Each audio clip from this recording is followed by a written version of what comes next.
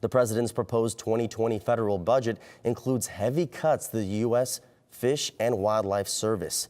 Cronkite News reporter Haddi Meyer went to the border to speak with the conservationists about what those cuts might mean for the wildlife that lives in the Sonoran Desert. The U.S. Fish and Wildlife Service faces a $267 million cut under the president's budget proposal. The budget also includes billions of dollars to build a wall along the southern border. Environmentalists from the Center for Biological Diversity worry the potential agency cuts, coupled with increased funding for a wall, might devastate the wildlife that lives along the border. The Sonoran Desert is the quiet home to many of Arizona's indigenous species.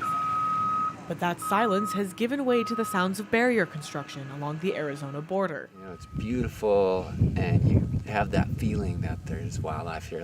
And then you see that border wall. Conservationists like Saraglio say they're worried about the potential impact a new border wall would have on these already fragile lands. Their concern is growing as U.S. Fish and Wildlife, which manages most of these lands, falls under the umbrella of the Department of Interior. It's facing a potential cut which would bring it down from $14.5 billion to $12.5 billion. It's not like a city. You put up a border wall here and it has all kinds of really serious and damaging impacts on wildlife. According to a study done by the Center for Biological Diversity, these cuts would slash funding that would go into restoring endangered populations. Conservationists worry that money would instead go towards building the proposed new border wall. If this wall were to be completed through that area, it would totally eliminate this wildlife corridor for jaguars. Saraglio says barriers like barbed wire fences pose little threat to wildlife, but the steel bars that line parts of the U.S.-Mexico border are a different story. As you can see, the gaps in this fence are barely big enough for me to fit my arm through, meaning animals such as Mexican wolves and jaguars, which migrate across the border, can't make it through.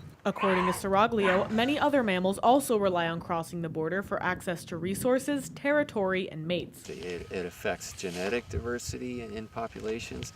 It affects animals' ability to get to water sources and food sources that they need, especially on a seasonal basis. But Jim DeVos, assistant director for Arizona Game and Fish, says plans for the new border wall would take into account the wildlife that lives in these areas. The president and his staff have said that the building of a border barrier doesn't indicate that it's a complete block to the entire border, and that there are ways that if they're identified as important wildlife corridors can be managed with intense electronic monitoring. Until that happens, advocates like Saraglio say trying to preserve these lands is key in making sure the animals who call them home have a chance to survive.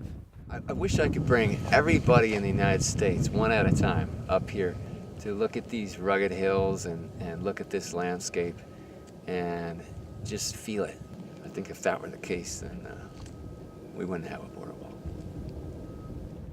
President Donald Trump previously demanded $5.7 billion for a border wall, which Congress denied.